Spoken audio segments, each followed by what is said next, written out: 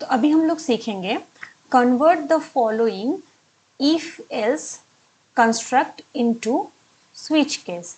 तो यहाँ पे भी हम लोग इफ एल्स से स्विच केस कन्वर्ट करना सीखेंगे, लेकिन ये थोड़ा सा अलग है क्योंकि यहाँ पे और, यहाँ पे जो और दिख रहा है लॉजिकल और, ये यूज हो रहा है, ये वाला जो साइन है ये यूज हो रहा है, यहाँ पे भी लॉजिकल और। तो ये देख के बहुत जन कंफ्यूज हो जाते हैं कि अरे लॉजिकल और से तो हम लोगों ने कभी प्रैक्टिस नहीं किया था, कभी भी हम लोगों ने ऐसे अटेम्प्ट ही नहीं किया है, कोई कुछ पता ही नहीं है। तो उन लोगों के लिए मैं बोलूंगी ये ऑलरेडी 2020 में आ चुका है, इसका मतलब है ये आईसीएसई में इस टाइप का क्वेश्चन आ सकता है, स्कूल में भी आ ही सकता है। तो आप लोग प्लीज इसको अच्छे से समझ लीजिए। तो ये बेसिकली हम लोग का एक कॉन्सेप्ट है फॉल थ्रू। जावा में एक कॉन्सेप्ट है फॉल थ्रू, तो ये फॉल थ्रू से होगा। तो फॉल थ्रू किसको बोलते हैं तो पहले वो देख लेते हैं। तो इसका भी जो डेफिनेशन है प्लीज याद कर लीजिएगा। तो ये जो फॉल थ्रू का डेफिनेशन है ये बहुत इंपॉर्टेंट है, ये स्कूल में भी आता रहता है, आईसीएसई में भी आ सकता है। If a case does not end with a break statement, हम लोग को पता है हर केस को ब्रेक स्टेटमेंट से पॉजिटिवली क्लोज करना होता है, हर केस के एंडिंग में हम लोग को पॉजिटिवली ब्रेक, ये वाला जो स्टेटमेंट होता है इससे एंड करना होता है। It will execute the following cases until and unless it will counters break statement. This condition is called fall through condition.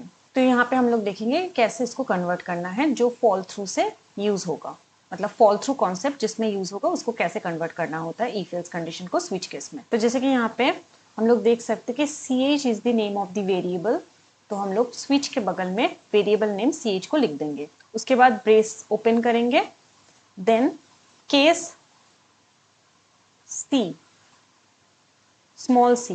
तो यहाँ पे जो केस के बगल में हम लोग जो लिख रहे हैं, ऐसा नहीं कि हमेशा इंटीजर में ही लिखेंगे, ये कैरेक्टर में भी हो सकता है। तो यहाँ पे स्मॉल सी लिख दिया, इसके बाद है कैपिटल सी, ये वाला। तो इसके बाद क्या करेंगे हम लोग, कैपिटल सी लिखेंगे।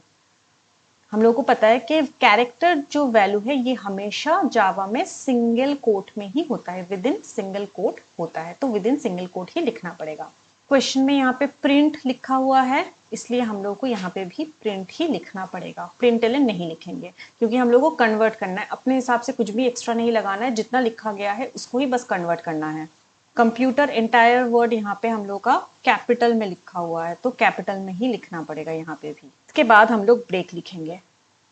तो जब इक्वलिटी चेक होगा ch का, तो ये स्मॉल c के लिए या तो फिर एक्टिव होगा या तो फिर कैपिटल सी के लिए ये एक्टिव होगा, और दोनों में से कोई अगर सेटिस्फाइड होगा तभी ये वाला ब्लॉक जो है वो एग्जीक्यूट होगा, और उसके बाद ब्रेक होके बाहर आ जाएगा। उसके बाद है केस एच लिखेंगे, वो भी विद इन सिंगल कोटेशन, क्योंकि कैरेक्टर वैल्यू जावा में हमेशा सिंगल कोट में ही लिखा जाता है।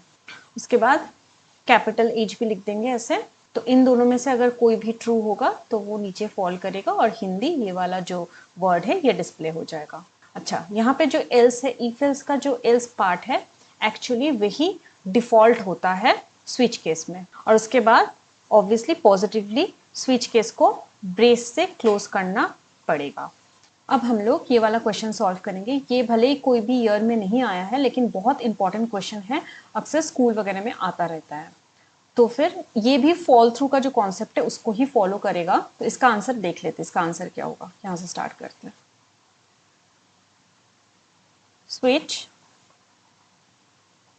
यहाँ पे वेरिएबल का नाम है m, यहाँ पे दिख रहा है, तो यहाँ पे m हो जाएगा स्विच के बगल में जो ब्रैकेट के अंदर m। इसके बाद केस, यहाँ पे नंबर्स दिख रहा है 1 3 5, तो यहाँ पे होगा 1 केस 1, केस 3, केस 5। मतलब इन 7 में से कोई भी एक भी कंडीशन को अगर ये फॉलो करता है या फिर कोई भी एक कंडीशन को वो क्लिक कर जाता है तो फिर डे, ये जो वेरिएबल है डे बोल के इस वेरिएबल के अंदर 31 इनिशियलाइज हो जाएगा। केस 7। फिर मैं बोल रही हूँ और एक बार, स्पीच का जो एंटायर वर्ड है स्मॉल लेटर में लिखना है। केस में भी कोई भी लेटर को कैपिटल में नहीं लिखना है, पूरा एंटायर लेटर स्मॉल में ही होगा। यहाँ पे अपने हिसाब से कोई भी एक्स्ट्रा चीज नहीं लिखना है, जितना लिखा गया है उसको ही कन्वर्ट करना है। तो यहाँ पे डेजिकल टू 31 लिखेंगे और यहाँ पे ब्रेक कर देंगे, मतलब यहाँ तक ये फॉल थ्रू करेगा, उसके बाद ये ब्रेक हो सकता है। तो इसके बाद है